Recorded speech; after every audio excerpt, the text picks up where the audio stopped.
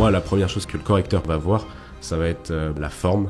Donc forcément, il faut déjà que la forme soit clean pour mettre le correcteur dans de bonnes conditions. Ouais, c'est une forme de respect aussi du correcteur qui lui va avoir 100, 200, 300 copies. S'il doit corriger des torsions à la fois, c'est compliqué pour lui. Ça va lui gâcher Surtout, sa journée.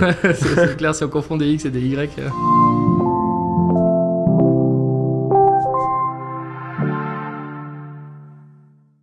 C'est une épreuve, notamment celle de l'EM, qui est plus classique, on va dire, que les sujets de parisienne. Pour les decks, tout dépend des années, mais ça reste quand même assez classique aussi dans la forme.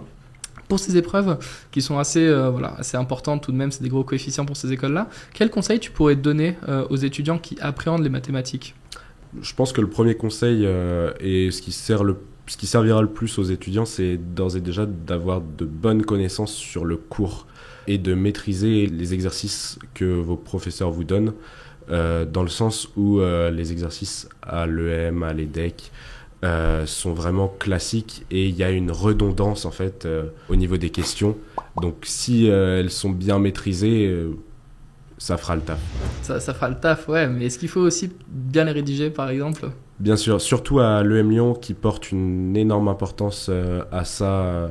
Les correcteurs le disent dans les rapports de jury. Je crois qu'en 2023, les points qui portaient sur la rédaction étaient 3. Donc sur 20, c'est quand même très important. Et puis même si... surtout le coefficient. Ouais, voilà, c'est ça. Et puis si l'élève, on va dire, est pas forcément à l'aise en mathématiques, mais qui sait rédiger une certaine partie de ces questions correctement et parfaitement, bah, ces 3 points, ils peuvent être pris. Ouais, sachant que beaucoup d'élèves aussi ont tendance un peu à faire, du volume, mais pas forcément à apporter de la clarté dans leur copie. Ils n'entourent pas forcément les résultats, encadrés précisément. Ils font pas forcément attention à la rédaction, ils font pas attention à la propreté. Toi, en tant que correcteur, entre guillemets, de différentes copies, qu'est-ce que t'en penses, en général ? Personnellement, que ce soit, par exemple, à Mission Prépa, dans les concours blancs que j'ai pu corriger... Ouais, t'as sanctionné, ouais. Je vais sortir des références. Il y a des copies où, en fait, on me les rend et elles sont gribouillées, c'est pas propre. Bon, je regarde à peine. Je porte pas un grand intérêt parce que, pour moi, la première chose que le correcteur, va voir, ça va être la forme. Donc forcément, il faut déjà que la forme soit clean pour mettre le correcteur dans de bonnes conditions. Et ensuite, on va s'attarder sur le fond, donc que ce soit la rédaction, l'intelligence des calculs, et puis même l'optimisation de la rédaction. Ouais, c'est une forme de respect aussi vis-à-vis du correcteur, qui lui va avoir 100, 200, 300 copies. S'il doit corriger des torsions à la fois, c'est compliqué pour lui. Ça va lui gâcher sa journée. C'est clair, si on confond des X et des Y. Mais voilà, dans l'ensemble, c'est quand même une épreuve qui se travaille plutôt bien, comme c'est de l'application. En général, toi, sur des exercices type EM et DEC, comment tu fonctionnes pour bien les travailler ? Alors, ce que je conseille à mes étudiants, donc une fois que, on va dire, le travail de cours a été fait, qu'ils ont bien appris leur cours, je vais les lancer sur 1, 2, voire 3 annales que je vais travailler avec eux. Et puis, en fait, après, dans leur méthode de révision, je leur conseille de faire des lectures, donc c'est-à-dire...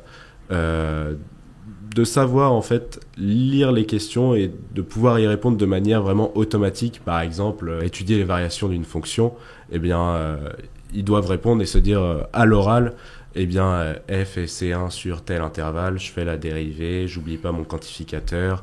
Je suis content d'être sorti de tout ça. Je vois le signe de la dérivée et je finis par le tableau de variation. Okay, ouais. Des choses comme ça qui font qu'en fait derrière il y a un automatisme qui se crée dans le cerveau et en fait c'est ce que je m'efforce de dire, à la fin on réfléchit plus sur ces sujets, juste on agit.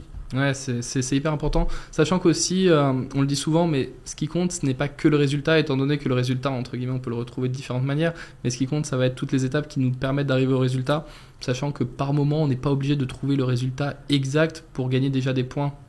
Alors, certes, on n'est pas obligé de trouver le résultat exact pour gagner des points. Néanmoins, dans les sujets et comment ils sont constitués, je dirais que c'est quand même important de savoir, de mener les calculs et de les mener jusqu'au bout. Dans le sens où les sujets de EDEC et de l'EM sont quand même très très logiques et se suivent. Donc il y aura beaucoup de en déduire, beaucoup de choses qui adviennent des choses précédentes. Donc forcément, les résultats sont quand même assez importants. Ouais, je rebondis sur ça puisque c'est très intéressant. N'oubliez pas justement de lire tout le sujet parce qu'à partir de certains résultats comme justifier que voilà, plus le résultat à admettre, ça vous permet de répondre aux questions d'après très, très, très souvent. Ouais. Qui vous permettent du coup de repartir de ce résultat-là pour enchaîner sur d'autres questions. Ouais, Donc bien sûr. si vous bloquez sur une question 4B et qu'il y a cette question, pourquoi pas aller regarder ce qui en suit même si vous avez bloqué à cette étape-là. C'est clair. Ok, bah écoute, merci en tout cas Arthur pour tes conseils sur les maths EM et DEC. On se retrouve pour une autre vidéo en ce qui concerne du coup la compréhension globale des mathématiques. Yes. Allez, merci.